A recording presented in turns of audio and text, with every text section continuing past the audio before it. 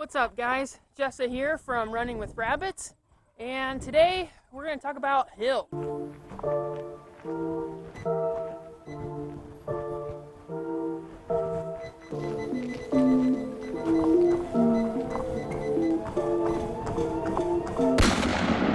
So, as you guys know, my house is surrounded by hills. I feel like I live on a mountain, but I live in southwest Iowa, so there's no mountain here.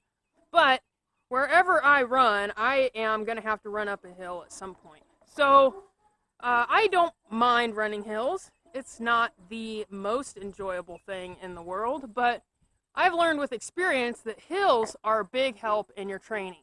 And oftentimes people will ask, do I have to run hills? Are hills required for training? Blah, blah, blah. So a lot of it is going to depend on, what course you're training for. I should mention, I signed up for another half marathon last night. So now I have 2 coming up. I'm still setting November 1st as my cutoff date, my big day, but I've got another one before then. But anyway, hills. So, do you have to run hills? Like I said, it kind of depends on what course you're training for. If you're running a completely flat course without a single hill on it, you probably don't have to run hills. Obviously, if you're going to run a super hilly course, probably a good idea to get some hills in there.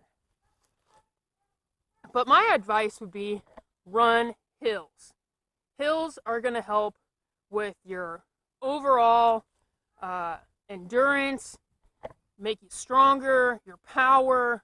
Hills are a good challenge and really help you build up that leg muscle.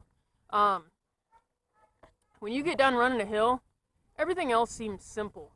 When I ran my marathon, I ran a lot of hills. I ran all highways around here, that sort of thing. Like I said, I don't have a choice but to run hills.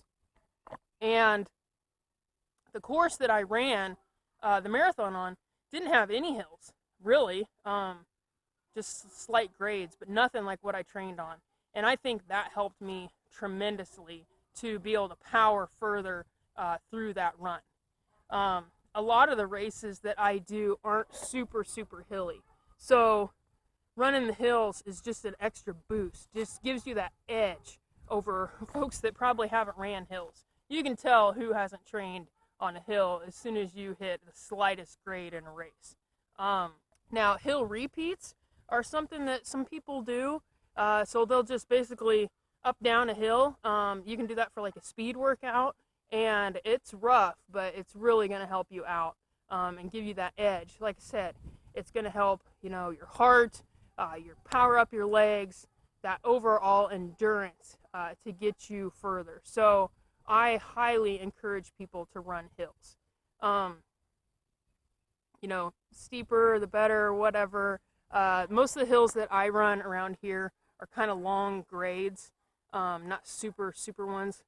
But I think I've mentioned before that one of my mantras, or whatever you want to call it, that I tell myself, because you want to stop and walk on a hill sometimes. Like, oh, this is brutal. Just walk. And I'll tell myself, if you run to the top of this hill, then you can walk if you want. And oftentimes, by the time you get to that top of the hill, you're like, forget it. I already made it this far. I'm not going to walk now. It's all downhill now. So, anyway, this is a pretty short one. I missed you guys on my last run. I didn't end up recording on my last run, so I'll include those stats with this one as well. I can't remember. I had something going on. Wasn't able to grab my camera. So, anyway, on hills, work them into your training. Even if you don't have a really hilly course, those hills are just going to give you an edge. You don't want to just kind of putt it, get the hills in, work them in your training once or twice a week. When I do my long runs, I don't always run hills, but today I just had a progression run. I'd been avoiding hills for a while, so I went ahead and worked some hills in today.